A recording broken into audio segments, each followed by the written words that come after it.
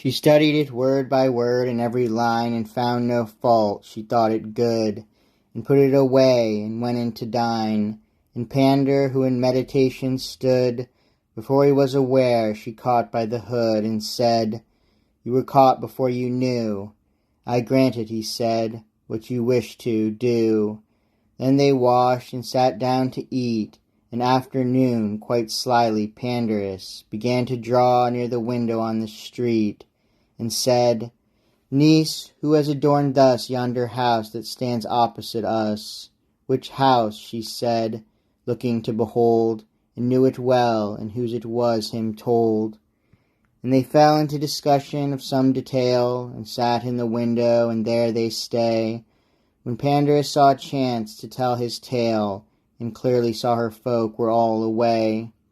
"Now, my niece, tell on," he said. "I say, how do you like the letter you read, though? Can he write? For in truth I do not know." At that, all rosy-hued, starting to blush, she began to hum, and said, "Well, I think so." "Repay him well for God's love," said he. "For my reward I will the letter fold," and held his hands up, and knelt down low.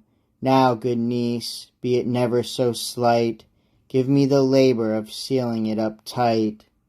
"Yes, for I could so write," she said, "though, and yet I don't know what I to him should say." "No, niece," said Pandarus, "say not so, but at the least thank him, I pray, for his good will. Don't let him waste away. Now, for the love of me, my niece dear, do not refuse to listen now to my prayer."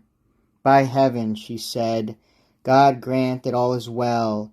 God help me so. This is the first letter that ever I wrote, yes, or any part so to tell."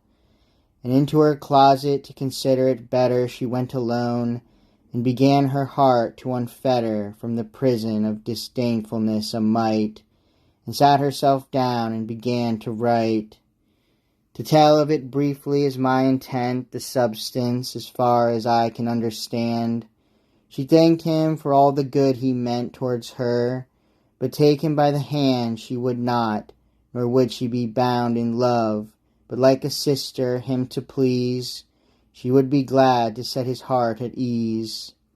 She closed it up, and to Pandarus did go, where he was sitting gazing at the street, and she sat down beside him on a stone of jasper, on a cushion of gold complete, and said, "May God help me in this, so be it. I never did a thing with greater pain than write this, to which you me constrain."